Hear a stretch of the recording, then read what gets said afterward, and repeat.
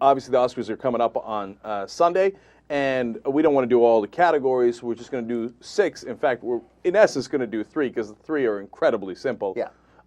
Ben, what are our Oscar locks? The 3, let's start with those 3 acting categories, and I don't think there's a lot of dispute about that. And if you look at the Vegas odds, these are the What the Flick Oscar locks. Best Actor, Jeff Bridges. Best Supporting Actor, Christoph Waltz. And Best Supporting Actress, Monique. You can take those to the bank. Those 3 are going to win. And certainly in the Best Supporting Actor and Best Supporting Actress categories, they unquestionably deserve those. Those 2 performances are outstanding. And I don't think that anyone would argue that Jeff Bridges deserves that actor Oscar too, and everybody will be happy. Those 3 people are going to win. All right, so that'll help you with your pool a little bit. Yeah. Now, the slightly more controversial ones are Best Actress among the biggies, Best Director, and Best Picture. So let's start with Best Actress. It appears to be, Ben, between Sandra Bullock and Meryl Streep. Yeah, I just did a piece that's going to air today on KNBC in Los Angeles. It's amazing that we're even having this conversation here between, that we're having a sentence that includes Meryl Streep and Sandra Bullock.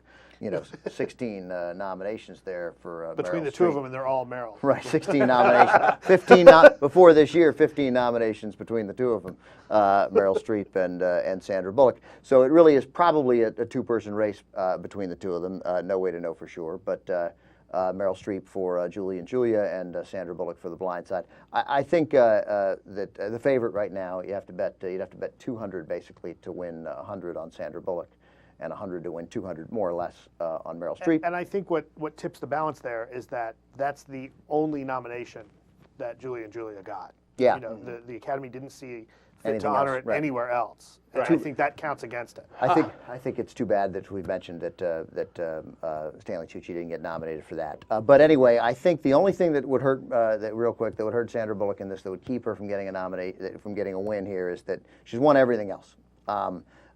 Is that time has gone by, and that it's given people time to sit and say, are we really going to give an Oscar to Sandra Bullock for The Blind Side? And they've had a month to sit on it. And, I just wonder whether they'll rethink that. All right. And there's some injustice in Meryl Streep going 2 for 16. Like, she should be 5 for 16, abstractly. Yeah, look, here's the thing. I'm not going to do a prediction. I'm going to do what I think who should win, right? And I saw both movies, obviously, and I thought Meryl Streep was excellent in Julie and Julia. And I'm not necessarily a Meryl Streep fan. Everybody's a Meryl Streep fan, but I'm not, like, obsessed or anything like that. But I saw the movie, and I'm like, God, that was fantastic. And she made the whole movie, right? So that, and Blind Side, Sandra Bullock was all right. She's pretty good, okay? I think the only reason we're having a conversation, and the reason Sandra Bullock might win, is because they're tired of giving it to Michael Jordan. They get bored every once in a while and give it to Karl Malone. Right, but Michael Jordan was, in essence, the MVP every year. I didn't know Michael Jordan was nominated. So it should be Meryl Streep, but it won't necessarily be.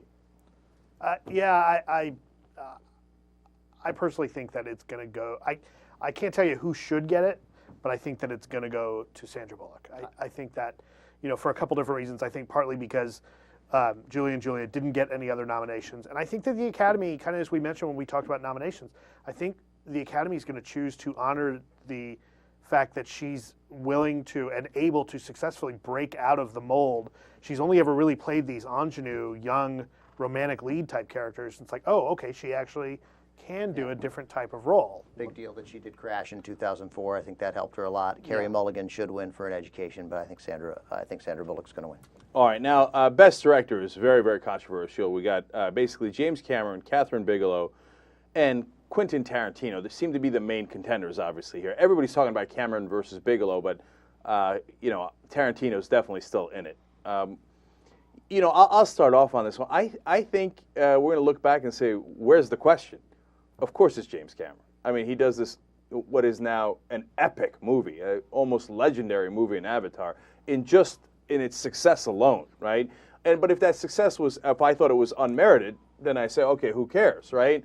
But, I mean, it was a breakthrough directorial work. And, he revolutionized, the 3D, as everybody talks about over and over again. And it's not just because it's hype. You go to watch it and you're like, damn, that blew me away. Best Director, we're having a conversation about Catherine Bigelow. I loved Hurt Locker, but it was a normal movie. I mean, and God bless her. It was great, but no. James So Cameron. are you saying should or will? Should. As who will? You know that stuff better than I do. Who do you think is going to win? She's minus 600. To win? The Vegas That's odds crazy. Vegas It's odds have crazy. moved overwhelmingly to her. It was much closer a week ago. So Vegas They must thinks know something. they must know it's rather overwhelming that she's going to win. That's Shakespeare in Love over Saving Private Ryan. Oh, I disagree. I disagree. That's an I absolutely injustice that'll Why disagree. do you live on. disagree? You don't see the breakthrough nature of Avatar? Oh, I absolutely do, but I don't think that diminishes what she did with Hurt Locker. And for that matter, I think that What was so Tarantino actually, we he is shouldn't the neglect least. that. No, he's not. He's the third You know, pick, but I actually they're all think that really long odds. there's something to be said for what Tarantino did, because I think looked at a certain way, what Tarantino does in Inglourious Bastards is almost as revelatory, maybe not the revelation, but But the it's- idea that that he's not going to let history dictate what his characters can get away with. No, absolutely. And you could make a real argument from Tarantino, and I might even agree with you, okay? Because it's not, look, it's one thing to do a technological breakthrough. It's another thing to do a breakthrough of ideas as a director. So I think you can make a great case for Tarantino. I just don't see the case for Bigelow. It was just a really good Well, movie. I'll put it to you this way then.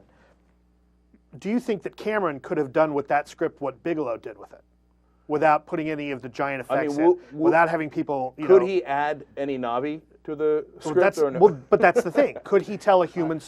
Could he? I don't think that great CGI. I don't think that. I mean, okay, he had the toys and he spent a long time on it. I don't think that makes it. No, but it reached people. I mean, and we talked about it when we did the review. I mean, it was something that struck a chord in people, and that's why Cameron's enormously successful. Well, not but I just think 'cause he's that's more mastered about. technology. But I think that's more about the world he created than the characters. Right, I but don't that's feel like also anyone- being a director. Yeah, but it's not like, I mean, if you want to look at technical achievements and movies that really affected people, people came out of Star Wars in love with those characters, right?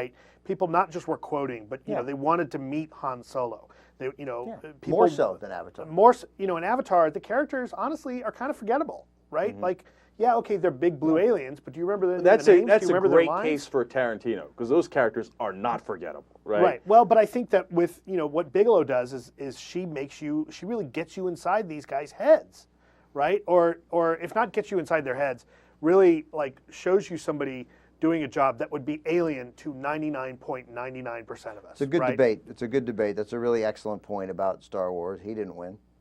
Yeah. Well, again, you look back on it and go, "What the hell? Why didn't he win? That's crazy." Well, should right? Star Wars have won? Probably so, right? I mean, should Right. E.T. have beaten Chariots of Fire? Arguably, probably should have. Yeah, I mean, maybe, come maybe on. we'll look back and maybe Avatar should win, but it doesn't look like it's going to.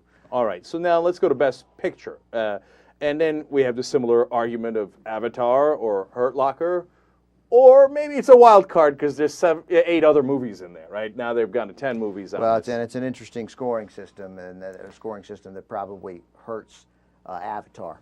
Yeah. It's the instant runoff system, where if you don't finish first, the movie that finishes last gets eliminated, and if your second place vote moves up. And anyway, Right. it used to be if you were a passionate pick, it could help. And in an old way of scoring, we could have had a winner with as low as 11% of the vote in a 10-system field. It wouldn't have been 11, but I don't think anybody wanted that. So now it's a constant runoff, dropping the bottom movie until we get to somebody with 50%. You know what? I would love to see them do that live. Oh, it would okay, be very come on. exciting. You want to talk about March Madness? That'd be February Madness. But That It'd would be like watching great. the election results, But that right? means that there's a passionate 30% for Avatar, and that's all there is for Avatar. And there are a lot of people who are like, I don't like this Avatar, and they put him at the bottom, then Avatar is going to drop off. And it could mean that movies like Inglourious Bastard or The Hurt Locker, who are the second and third choice of a lot of people, that could Well, and I think propel that if you look at the history and you look at the politics, I think there's a lot of politics going on that are going to keep Avatar from winning, right? Oh, really? Absolutely. I think that the Academy is loath to give James Cameron the opportunity to stand up on that stage again and proclaim himself king of the world a second time. Or to say what he said that I found particularly noxious at the Golden Globes. Even worse than I'm King of the World, which I didn't mind because, for crying out loud, it was a line from his movie, right. and it was a celebratory moment. But at the Golden Globes, which you may not remember, he was like, so much talent here tonight. Give yourselves a round of applause. That's unbearable. It's unbearable. Give Unbearable. yourselves a round of applause. I've never heard Yeah. anything more patronizing, condescending but, in my you know, life. So I'm rooting against him now all of a sudden Well, but because there's of that. a couple other things But- going on there too. Like if you look at the writers, if you look at the script awards, Avatar's not nominated for a script, which you could look at if you're painting in broad strokes and say, okay, the writers aren't going to vote for it, right? For a script. They're not going to vote for that movie Right. for Best Picture. And I have a personal theory that the largest voting branch of the Academy, the acting branch, is not going to vote for that movie. Because it's not an actor's movie. I mean, It's not an actor's It's not movie. even close to an actor's movie. It's an anti-actor's Or at movie. least they think it's not an actor's movie. It's not an There's, actor's movie. Well, you know, I mean, I mean- Cameron made some good points about Saldana not getting her nomination. I understand, but I mean, that's what that is an argument to save it because it's not an actor's movie and they're scrambling. Right. I mean, I hear him, but it's, Right, he's but trying ultimately, he's scrambling. I think that the actors are going to say, well, it's not an actor's movie. 22% of the voters are actors. The average age of the Academy voter is nearly 58 years old. So I don't think that older people are likely to vote for Avatar, and we don't think that actors are likely to vote for Avatar. Yeah, because how well do the 3D glasses work with your regular You're glasses? already with your wearing, bifocals? we're already wearing incredibly thick bifocals. It's a guess. Avatar was about minus 250, which means you'd have to be, and I'm talking Vegas odds, and again, we just assume that they have some instinct here. Lord knows they've been wrong before. But it's moved to even. The odds are moving away from Avatar, and it's also just my sense that the longer it goes, that people are thinking, and again, this is just the thoughts of guys like me and you and Cenk and in Starbucks, talking to other idiots like me and you and Cenk, and thinking, really, we're going to give it to Avatar? But it's still the favorite. Hurt Locker is closed to minus 200. The third favorite now in Vegas is up in the air. Really? Inglourious Bastards is the fourth favorite, but you can get pretty good odds. You bet $100 on Inglourious Bastards, you're going to win $1,400. Up in the air, you're going to clear $800. So I think that, and Hurt Locker, oh, by the way, I'm mistaken here. Excuse me, I'm sorry. Hurt Locker's the favorite, minus 200. Hurt Locker has moved in as the favorite, so sorry. Right. Well, and I got to tell you, if it was, if you were to ask me which one I wanted to win, I actually would love to see Bastards take it. Me too. I would love to see Oh, it. you too, huh? Well, I'd love to see Inglourious Bastards win. all right. It's funny enough, after all this, it's a clean sweep. I think for me, it's definitely Inglourious Bastards. And if in between Avatar, which you can't argue with its success, right, and it's going to be remembered, et cetera, although I didn't love it nearly as much as Inglourious Bastards, and Inglourious Bastards, which I think was a great job of directing by Tarantino, great writing, great movie overall, best movie of the year for me. If in between those, a Hurt Locker or an Up in the Air comes and steals it, it's a crime. Hurt It's Locker a crime. won't be a Don't let it steal, happen. No, Hurt Locker's Hurt not a Locker's steal, though. a That's- really, in no really way good is a steal. movie. It is nowhere near Inglourious Bastards. No, it's near Inglourious Bastards. No, it's just a solid movie. Inglourious Bastards, you remember. Now, those are our opinions. We'll see what happens on Sunday.